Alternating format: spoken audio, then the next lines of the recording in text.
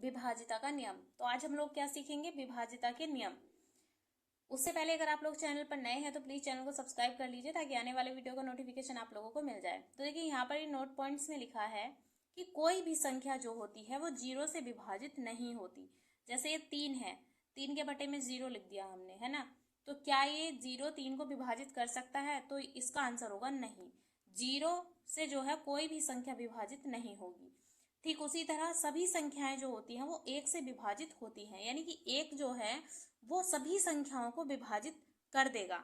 जैसे 3 एकन 3, 2 एकन 2, 4 एकन 4, इस तरह से मतलब आप हर संख्या, कोई भी संख्या हो वो 1 से विभाजित हो जाएगी। अब सीखते हैं 2 से विभाजिता का नियम। तो देखिए 2 से विभाजिता का नियम क्या है। संख्या का जो अंतिम अंक होता है ना वो 2 से विभाजित होना चाहिए। मतलब कितनी भी बड़ी से बड़ी संख्या दे दी जाए आपको, तो उस संख्या का जो अंतिम एक अंक होता है वो 2 से विभाजित होना चाहिए। जैसे यहाँ पर ये 2 है, ठीक है, ये 22 लिखा है, तो आपको सिर्फ अंतिम अंक चेक करना है। अगर वो 2 से कट जाएगा, 2 से विभाजित हो जाएगा, तो संख्या पूरी 2 से विभाजित है।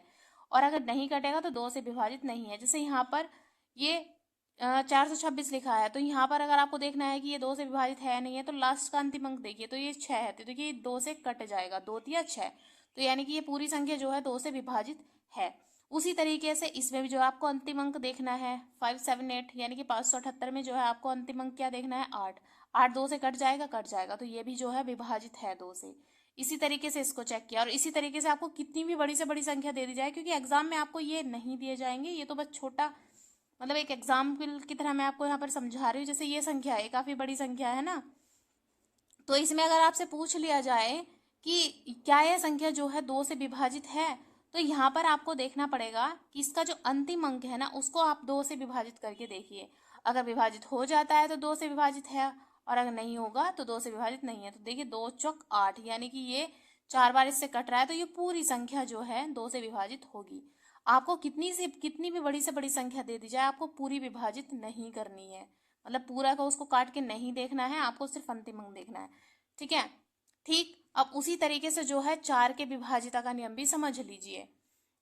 तो देखिए 4 से विभाजिता का नियम क्या होता है कि संख्या के अंतिम 2 अंक 4 से विभाजित होने चाहिए।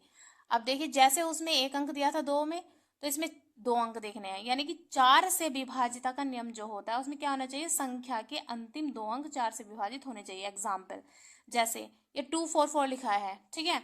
अब इसमें आपको क्या करना है, 4 से विभाजिता का नियम अगर आपको देखना है तो अंतिम के 2 अंक यानी कि 1 और 2, ये 2 अंक देखिए, ये 4 से विभाजित हो रहे हैं, तो ये अगर हो जाएंगे तो विभाजित है, और अगर नहीं होंगे तो नहीं है। तो देखिए 4 एकन 4 और 4 एकन 4, यानी कि ये पूरी संख्या जो है 4 से विभाजित है। इसी तरीके से इस संख्या को देखिए, यहाँ पर ये 288 लिखा है, तो क्या देखना है आपको, 4 से विभाजित का नियम देखना है ना। तो देखिए अंतिम 2 अंक देखिए क्या है, 4 से विभाजित है, तो यहाँ ये 4 लिखा, और 4 से अगर आप इसको विभाजित करेंगे तो 4 दूनी 8 और 4 दूनी 8, तो ये भी विभाजित है। इसी तरीके से 212, तो देखिए ये भी, ये अंतिम 2 अंक देखिए आप 4 से विभाजित हो जाएंगे, तो ये भी जो है आपकी 4 से विभाजित संख्या है। उसी तरीके से आप देखिए, ये देखिए 2432 है ना।